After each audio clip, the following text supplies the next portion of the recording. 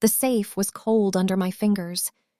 Dust covered the metal like gray powder, and when I wiped it with my hand, my palm came away dirty. My heart was beating so loudly that I could hear it in my ears. I was standing in the middle of a broken house that did not even feel real. The walls had cracks like spider webs. The air smelled old like wood that had been crying for years. Sunlight slipped through a hole in the roof and landed right on the metal box at my feet. I had just pulled it out from under the floor. I didn't know what was inside, but I knew one thing. My husband had hidden it, and he had never told me. My hands began to shake. That was when I remembered the day my life fell apart. 3 weeks earlier, I still believed I had a normal life. My name is Amara, and I was married to a man named Tunde. He was not loud.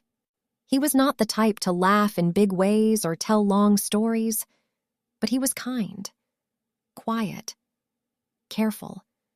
The kind of man who always made sure the door was locked before bed. The kind of man I trusted with my whole heart. The morning he died, he was just getting ready for work. I was in the kitchen frying eggs when I heard a strange sound behind me. Not a crash, not a shout, just a soft thud. I turned. Tunde was on the floor. His eyes were open, but he was not moving. I remember dropping the pan. I remember screaming his name. I remember shaking him and telling him to stop joking. But he was not joking. At the hospital, everything moved too fast and too slow at the same time. Nurses ran. A doctor spoke words I did not understand. Then I understood everything. He was gone. Just like that. No warning, no goodbye, no last words. One moment I was a wife. The next moment, I was a widow. The funeral came and went like a dream I did not want. People hugged me. People cried. People said, "Be strong." But strength felt very far away. The only person who did not cry was Mama Grace, my mother-in-law. She wore black, but her face was hard like stone. She did not hug me. She did not sit beside me. When people spoke to me, she would look away. She had never really liked me. She believed no woman was good enough for her son. Still, I told myself, we are family now. We are both hurting. I was wrong. A week after the funeral, we went to the lawyer's office. The room smelled like paper and air freshener. The walls were cream and everything looked too clean, too calm for the storm inside my chest. Mama Grace sat straight in her chair, a handbag resting on her lap like a queen's crown. She did not look at me once. I kept twisting my wedding ring around my finger, even though the finger suddenly felt too empty. The lawyer, Mr. Bello, cleared his throat. He looked uncomfortable, like a man who had bad news but no place to hide. "We will now read Mr. Tunde's will," he said softly. My heart squeezed, but I nodded. I expected sadness. I did not expect shock. Mr. Bello began reading. Tunde's savings account, left to Mama Grace. His business shares, left to Mama Grace. The house we lived in, transferred to Mama Grace. Even the car I drove, Mama Grace, Mama Grace, Mama Grace. Each word felt like a small stone thrown at my chest. I waited for my name. It did not come. I looked at Mr. Bello. Sure, there was a mistake. Finally, he paused and looked at me with careful eyes. "And to my wife, Amara," he read, "I leave the property located in Okeado Village. The deed is attached." I blinked. "Okay." "What?" I whispered. Mama Grace gave a small laugh through her nose. "That old place?" she said. "It should have been sold years ago." I turned to her. "What place?" She shrugged. "An abandoned house his father bought long ago. Worth nothing." My ears began to ring. Mr. Bello handed me a thin folder. Inside was a picture of a small, broken house surrounded by tall grass. That was my inheritance. Not money, not security, a falling-apart building in a town I had never heard of. I felt like the air had been pulled out of the room. "This must be wrong," I said, my voice shaking. "Tunde would never—" Mama Grace stood up. My son knew what he was doing, she said sharply. Everything he had came from this family. Oh, it is only right it stays here. She picked up her bag and walked out without looking back. I stayed frozen in my chair. I was not angry yet. I was confused. Tunde loved me. I knew that. He was not cruel. He was not careless. So why would he leave me with nothing but a broken house? That night, I sat alone in the living room that was no longer mine. The walls still held our wedding pictures. His shoes were still by the door. His favorite mug was still in the kitchen. But everything felt like a museum of a life that had ended. I held the photo of the old house in my hands. The windows were dark. The paint was peeling. One side of the roof looked like it might fall. It felt like a bad joke. But deep inside, under the pain and the tears, there was a tiny voice whispering, "This is not like him." Tunde was quiet, yes. Private, yes. But not heartless. He always said, "Trust me. I'm handling things." At the time, I thought he meant bills and work. Now I wondered, was there something he never told me? 2 days later, I packed a small bag. I did not tell Mama Grace. I did not tell anyone. I just needed to see that house with my own eyes. The journey was long. The road became narrow, then rough. Trees stood on both sides like they were watching me pass. When I finally reached Okeado village, it was almost evening. Children stopped playing to stare at my car. An old man pointed me toward a dirt path. At the end of it, I saw the house. It looked even worse in real life. The gate hung sideways. Grass reached my knees. One window was covered with wood instead of glass. I sat in the car for a long time, just staring. "This is what my marriage became," I whispered. Still, I stepped out. Each step toward the house felt heavy. The front door was locked, but the key the lawyer gave me fit. The door opened with a long, tired groan. Inside, the air was thick and warm. Dust floated in the light like tiny ghosts. There was old furniture covered with white sheets. A broken chair lay on its side. I walked slowly from room to room. It felt empty, but not forgotten. That was the strange part. Some things were too clean. A table with less dust than the others. A curtain that looked newer than the walls around it. I frowned. "Did someone come here?" I whispered. My sadness mixed with something else now. Curiosity. Questions. A feeling that this house was not just a mistake. I did not know yet that under the floor, beneath old wood and hidden secrets, my life was about to change again. But as I stood in the middle of that quiet, broken house, I felt it. Tundo had left me more than just walls and dust. I just hadn't found it yet. The first night in the house, I barely slept. Every small sound made my eyes open wide. The wind pushed against the loose window frame, making a soft tap, tap, tap that felt too loud in the quiet. Once I heard something scratch the wall and my heart jumped into my throat. I kept telling myself, "It's just an old house. Old houses make noise." Still, I left the small lamp on beside the couch where I had decided to sleep. The bedroom felt too cold, too empty. When morning finally came, sunlight slipped through the dusty window and warmed my face. For a moment, I forgot where I was. Then I saw the cracked ceiling, the broken chair, the thin layer of dust on the floor, and it all came back. Tunde was gone, and this strange house was the only thing he had left me. I sat up slowly, pulling my sweater tighter around me. The air smelled like old wood and something else, something faint, like soap. I froze. Soap? Old houses did not smell like soap. I stood and walked toward the small bathroom down the hallway. The mirror was cloudy with age, and the sink had a rusty stain. But on the edge of the sink was a bar of soap. Not melted away like it had been sitting there for years. Smooth, used, but not old. I touched it. Still slightly soft. My heart started beating faster. Someone's been here, I whispered. I spent the morning cleaning, mostly so I would not think too hard. I opened windows to let air in. I shook dust off chairs. I swept the floor with an old broom I found behind the door. As I worked, I noticed more small things. A cup in the kitchen that looked newer than everything else. A plastic water bottle in the corner of the living room. Not full, but not dry and crushed like it had been there for years either. Each little clue made my stomach twist. Tunde had come here. Not long ago. Why didn't he tell me? Around midday, I stepped outside to breathe. The sun was high and the village was quiet except for the sound of birds and distant voices. As I stood by the gate, an older woman from the house next door waved at me.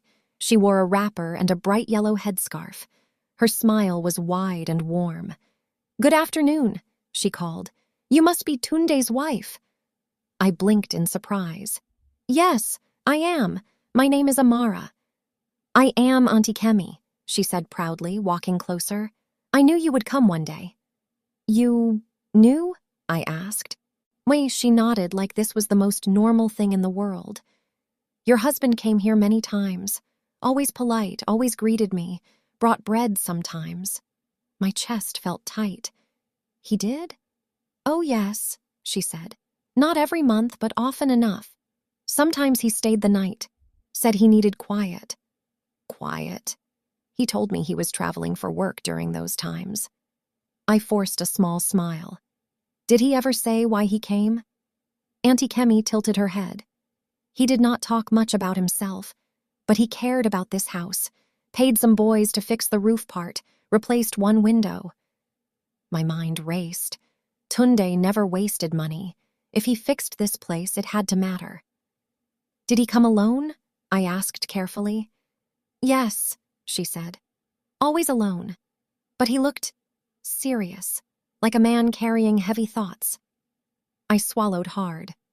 That sounded like the Tunde I knew in his quiet moments, the one who stared out the window at night, lost in his mind. "Thank you," I said softly. Auntie Kemi touched my arm. "You are welcome, my daughter. If you need water or food, come to me. This house has been waiting for you." Waiting for me. The words followed me back inside. That afternoon, I searched more carefully, not just looking, studying. The living room had old chairs, but one corner of the rug looked flatter than the rest, like something heavy had sat there recently. In the hallway, I noticed the wall had small nail holes that were not rusty like the others. Something had hung there. Recently. In one bedroom, I opened the wardrobe. Inside were old blankets and a coat that did not match the dust around it. I touched the sleeve. It was clean. My heart began to beat faster again. "Tunde," I whispered. "What were you doing here?" As the sun began to set, the house changed. Shadows grew long. The quiet became deeper. I lit a candle because the power did not work, and its small flame made the walls move with dancing shapes. I sat at the small table, holding Tunde's photo in my hands. "Why didn't you tell me?" I asked the empty room. Tears filled my eyes again, but this time they were not only from sadness. They were from confusion, from the feeling that my marriage had secret rooms I had never entered. Still, even with the questions, I did not feel anger. I felt pulled. Like the house was slowly opening a door, but not wide enough for me to see inside yet. Later that night, I heard a soft sound under my feet, a dull thunk. I froze. I stood up and walked slowly across the living room floor. Step, normal, then thok, different. I stepped back and pressed my foot down again, the same hollow sound. I looked down at the wooden floorboards. One of them had a thin crack along the side, almost hidden by dust. My breath caught. I knelt slowly and ran my fingers over the wood. It felt looser than the others. My heart began to pound so hard I thought I might faint. "This is not just a house," I whispered. My hands shook as I tried to lift the edge of the board, but it did not move. I sat back on my heels, breathing fast, staring at the floor like it had just spoken to me. Whatever Tunde had been hiding, it might be right beneath me, and for the first time since he died, I felt something stronger than grief. I felt the truth getting closer. I did not sleep at all that night. I just lay on the couch, staring at the dark ceiling, thinking about the hollow sound under the floor. Every time I closed my eyes, I saw that cracked wooden board. Every time I tried to rest, my mind whispered, "It's down there. Something is down there." When the sky finally began to turn pale blue, I sat up fast. My body felt tired, but my heart felt wide awake. Today, I was going to find out what Tunde had hidden. I knelt on the floor again, right where I had heard the strange sound. In the morning light, the crack in the wood was easier to see. It ran along the side of one board, thin but real. I pressed down with my palm, thok, hollow. I swallowed. Okay, I whispered to myself, like I was about to do something scary but important. I went to the kitchen and found an old metal spoon and a small knife. They were not tools, but they were the best I had. Back in the living room, I pushed the tip of the knife into the crack and pulled. At first, nothing happened. Then, a tiny piece of wood lifted. Dust puffed into the air, making me cough. I kept pulling slowly, carefully. The board creaked like it did not want to move. My hands hurt. My knees ached against the hard floor, but I did not stop. Finally, with a soft snap, the board came loose on one side. I dropped the knife and used both hands to lift it. Underneath was darkness and something metal. My breath got stuck in my throat. I pushed the board aside and leaned closer. Sunlight from the window slid across the floor and down into the space. There, under the house, sat a small metal safe covered in dust. For a long moment, I just stared. Tunde had hidden a safe under the floor of an old house in a village he never talked about. I felt like my heart was trying to run away from my chest. The safe was heavier than it looked. I reached inside the hole and grabbed the handle. My fingers slipped at first because of the dust. I wiped my hands on my jeans and tried again. "Come on," I whispered. I pulled with all my strength. The safe scraped against the wood with a rough sound that made me wince. Slowly, little by little, I dragged it up and out of the hole. When it finally sat on the floor in front of me, I fell back, breathing hard. It was old but strong, dark gray, a small number lock on the front. Locked. Of course it was locked. I laughed once, a small, tired sound. "You really loved secrets, didn't you?" I said softly. I ran my fingers over the metal. It was cold even in the warm room. What could be inside? Money? Papers? Something else? Whatever it was, Tunde had gone through a lot to hide it. Not in a bank, not in a locker, under the floor, in a house nobody cared about, nobody except him. I sat there for a long time, just looking at it. Part of me was excited. Part of me was scared. Because if Tunde had hidden this from everyone, he had hidden it from me too. I hugged my arms around myself and leaned back against the couch. Memories began to rise in my mind. Tunde sitting at the table late at night with his laptop, closing it quickly when I walked by. Tunde taking phone calls outside saying, "I'll handle it," in a low voice. Tunde telling me not to worry about money even when I offered to help. I always thought he was just being responsible. Now I wondered, what was he protecting? By afternoon, I knew one thing. I needed the code. There was no way I could break the safe open without help, and I did not want to tell anyone about it yet. Not Mama Grace, not even the kind neighbor. This felt like something Tunde had meant only for me. "If you wanted me to find this," I whispered, looking at his photo on my phone, "you must have left a way to open it." So I started searching the house again. Not like before. This time I searched like someone solving a puzzle. I checked inside books, even the torn ones. I felt under drawers. I shook old shoes. Nothing. The sun began to set again, painting the walls orange. My hope started to sink. Maybe the code was something only he knew. Maybe I would never open it. I walked into the bedroom again, the one with the cleaner coat in the wardrobe. I reached into the pockets one more time. My fingers touched paper. I froze. Slowly, I pulled out a small, folded envelope. On the front, in handwriting I knew better than my own, was my name. Amara. My hands began to tremble so badly I had to sit on the bed. "No," I whispered. "Tunde." I opened it carefully, like it might break. Inside was a small piece of paper, a short letter, and a line of numbers. My vision blurred with tears before I could even read the words. He had known. He had known I would come here. He had known I would search. And he had left this for me. I held the letter to my chest and cried, not just from sadness this time, but from the strange feeling that my husband was still guiding me, even after death. After a while, I wiped my eyes and looked down at the paper again. My heart beat fast. Because I knew. The safe was not just a box of metal anymore. It was a door, and I was finally holding the key. My fingers would not stay still. The paper shook as I held it, the soft sound of it moving loud in the quiet room. I sat on the edge of the old bed, staring at Tunde's handwriting like it might disappear if I blinked. I traced my name. Amara. He had written it so carefully, the same way he used to write it on birthday cards and little notes he left on the fridge. For a moment, I forgot about the safe. I forgot about the house.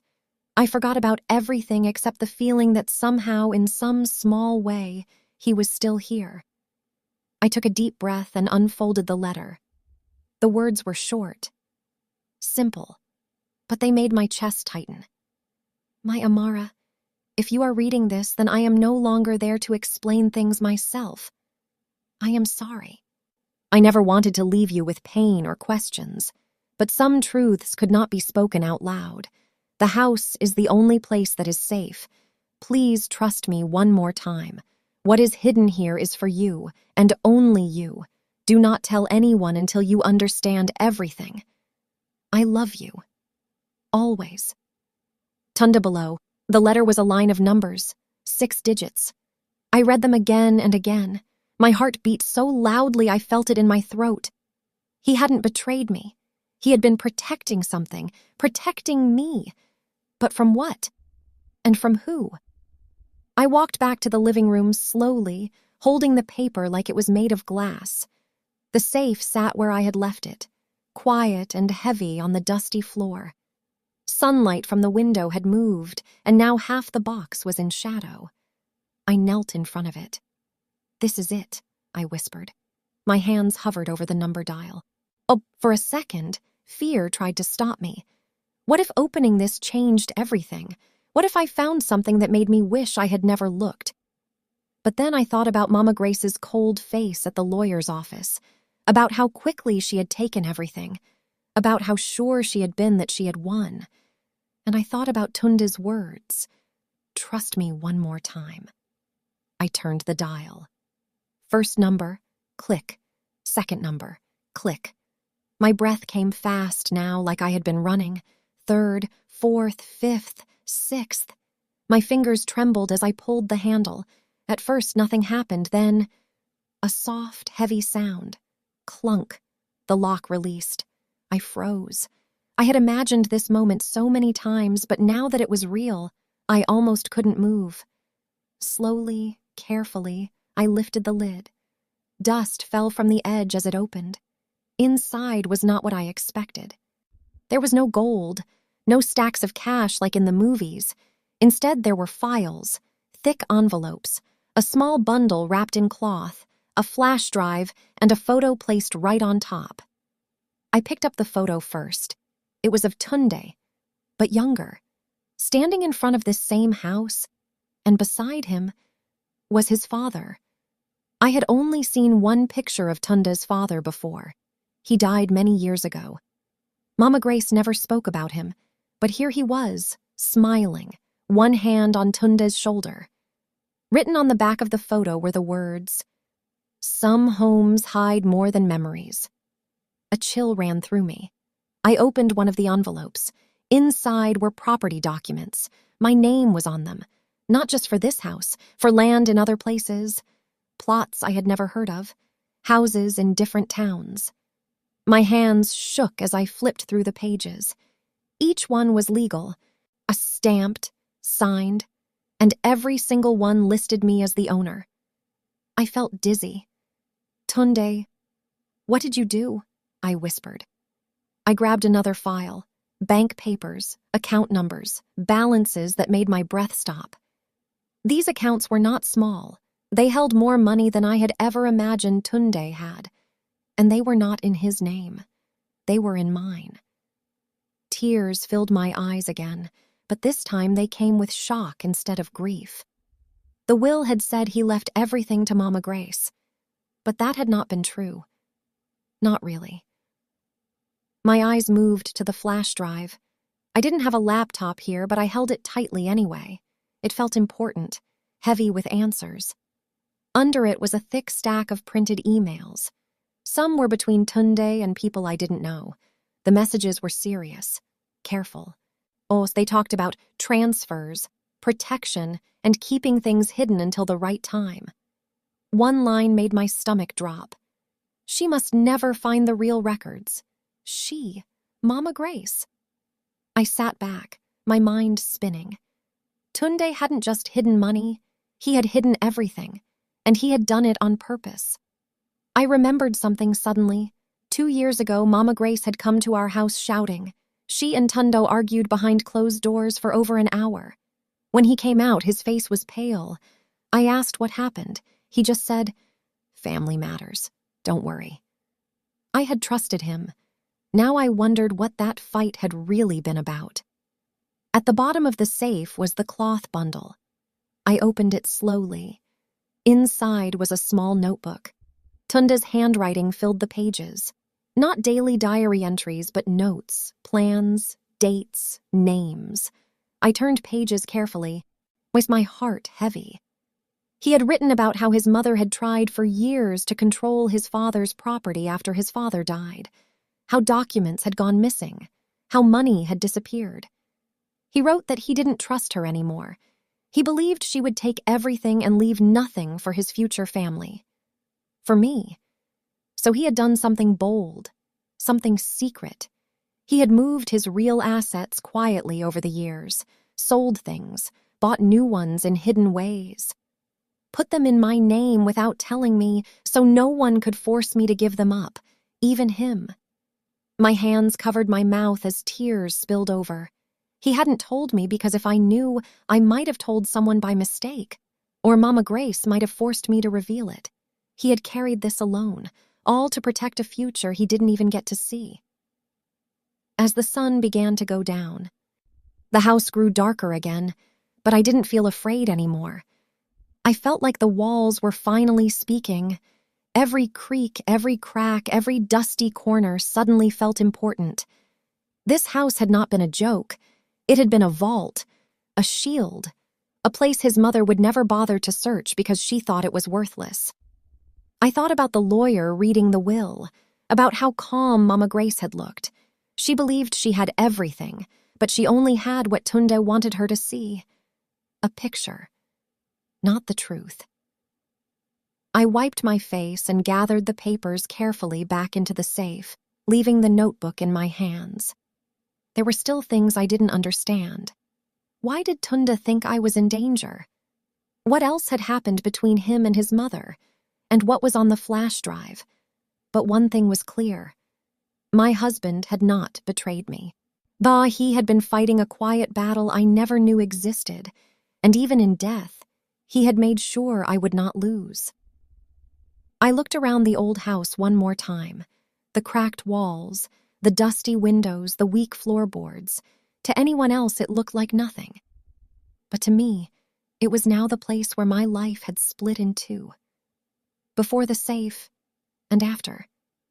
I held the notebook to my chest and closed my eyes. "Tunde," I whispered into the quiet air. "I'm starting to understand." But deep down, I knew this was not the end of the truth. It was only the beginning. That night, I did not feel like a widow sitting in a broken house. I felt like the keeper of a secret the world did not know existed. The safe sat closed again, pushed under the old table, hidden by a cloth. The papers were back inside, neat and safe like Tunde had left them for me. Oh, but my mind would not rest. The notebook lay open on my lap as I sat on the couch with a candle beside me. Shadows danced across the walls while I read Tunde's handwriting over and over again. Each page felt like a piece of a puzzle I had never known I was part of. He wrote about his father, a quiet man who worked hard and trusted too easily. After his father died, Tunde discovered that properties meant for him had slowly been sold without his knowledge. Money had vanished. Signatures had appeared on papers his father never signed, and every path led back to one person: Mama Grace. I stopped reading and covered my mouth. "No," I whispered. I remembered how strong and proud she always acted, how she spoke about sacrifice and respect, how she said she gave everything for her son.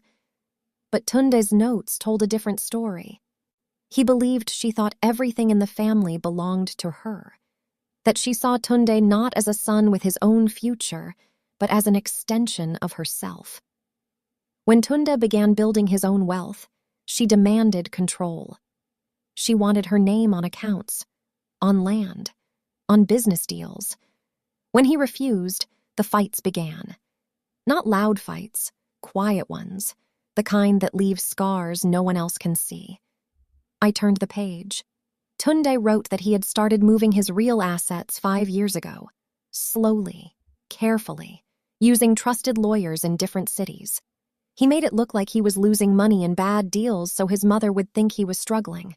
He even let her win small arguments about property, giving her things he no longer cared about. "All distractions," he wrote. I shook my head in disbelief. All those times I worried about our future, all those nights I asked if we were okay, and he would smile gently and say, "We'll be fine." He had been right, just not in the way I thought. I looked toward the safe. Inside, it was more than money. It was proof that Mama Grace had forged documents years ago, copies of land transfers she had signed illegally after her husband died. There were letters from old business partners who stopped working with her because they did not trust her. There were even voice recordings listed in the notebook, stored on the flash drive. Tunde had not just hidden wealth, he had hidden the truth, and he had hidden it somewhere she would never look, a place she believed was worthless, a place she believed I was too weak to handle. I laughed softly through my tears. She had underestimated both of us.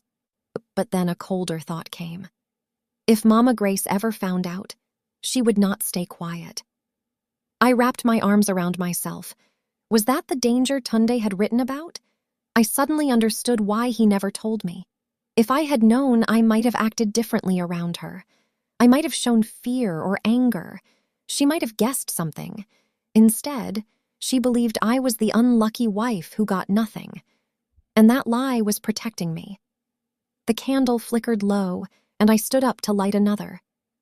As I moved around the room, I saw the house differently now. Not broken, hidden. Every crack in the wall felt like a secret passage. Every dusty corner felt like it had been watching and waiting. "You chose this place well," I said softly. For the first time since Tunde died, I felt close to him in a way that did not hurt as much. Like I was walking the path he had prepared. The next morning, I took the flash drive and went to Auntie Kemi's house. "My daughter," she said when she saw me, "you look different today." "I feel different," I admitted. Her grandson had a small laptop for school. I asked if I could use it, saying I needed to check something important. When the computer turned on, my heart began to race again. I plugged in the flash drive. Several folders appeared: photos, scanned documents, audio files, videos. I opened the first folder. Inside were recordings of conversations between Tunde and his mother. Her voice was sharp, demanding, angry. "You owe me everything," she said in one. "You will put my name there. Or you are no son of mine, she said in another. I felt like I was listening to strangers. This was not the woman who cried loudly at the funeral and called him my only son. This was someone else, someone who saw love as ownership. Another folder held copies of original property documents from Tunde's father, the real ones, and the fake versions that were later filed. The signatures did not match. The dates were changed. It was clear, painfully clear. Mama Grace had stolen from her own husband's legacy, and she had planned to do the same to Tunde. But he had been smarter, quieter, patient. I closed the laptop slowly, my mind full. Auntie Kemi watched my face. Are you okay? I nodded, but my voice was soft. I think my husband left me more than I ever knew. She smiled kindly. Good men do that. Back in the house, I sat on the floor beside the safe again. I thought about the lawyer, about the will. Tunde had known exactly how his mother would react. He knew she would rush to claim everything and never look back at this old house. He had given her the illusion of victory, and given me the future. I pressed my palm against the metal of the safe. Thank you, I whispered. Not just for the money, but for the truth. For trusting me, even when I didn't know it. For loving me enough to fight a battle in silence. But I also knew something else now. This secret would not stay hidden forever. One day, Mama Grace would realize the accounts she received were not as full as she expected, that properties she thought existed had already been sold, that the control she believed she had was never real. And when that day came, I would be ready. Not the quiet, confused widow she saw at the lawyer's office, but the woman Tunde believed I could be. A strong, patient, and finally aware of the truth. I closed the safe and slid it back toward its hiding place. The broken house creaked softly around me, like it was settling after a long wait. I stood in the middle of the room and took a deep breath. I had come here feeling abandoned. I now knew I had been chosen, not to suffer, but to protect what he built. And as the sun set through the cracked window, covering the room in gold light, I whispered into the quiet air. I understand now, Tunde. You didn't leave me with nothing. You left me with everything that mattered. A week later, I stood outside the old house one more time, the key warm in my hand. The grass still grew wild, the walls were still cracked. From the outside, nothing had changed, but inside me, everything had. I was not the same woman who arrived here with red eyes and a broken heart. I was not the confused widow sitting in a lawyer's office, wondering why her husband left her with nothing. Now I knew the truth. Tunde had not left me behind. He had been walking ahead of me the whole time, clearing a path I could not yet see. I had spoken to a new lawyer in the city, one whose name was in Tunde's notebook. When I showed him the documents from the safe, he nodded like a man who had been expecting this day. These were prepared carefully, he told me. Your husband planned far ahead. Everything here is legal and protected. Protected. That word made my chest feel warm. For the first time since Tunde died, I slept through the night without waking up in tears. Mama Grace called me 2 days later. Her voice was tight, eyes sharp like a rope pulled too hard. Some accounts are smaller than expected, she said. Your husband made mistakes. I held the phone calmly. No, I said gently. He didn't. There was silence on the other end. Heavy, angry, confused. But for the first time, I was not afraid of her. I knew something she didn't, and I did not need to shout it. The truth was already doing the talking. I decided not to sell the old house. Instead, I used some of the money Tunde left to repair it, slowly, carefully, like he once had. New windows, a strong roof, fresh paint the color of morning light. Auntie Kemi clapped her hands the day the workers finished. It looks alive again, she said. So did I. Sometimes I still cried when I thought about Tunde. I missed his quiet smile, the way he squeezed my hand when we crossed the road, the soft way he said my name. But the pain no longer felt empty. It felt full of meaning, full of love that had been working in the background all along. He had trusted me to find the truth, trusted me to be strong enough to carry it. And now, when I stood in the doorway of the house that once looked like a cruel joke, I understood. This was never the place where I lost everything. This was the place where I found out who I really was. Not just a wife, not just a widow, but a woman my husband believed in, even after he was gone. I looked up at the sky, soft and blue above the village, and smiled through my tears. "Don't worry," I whispered. "I've got it from here."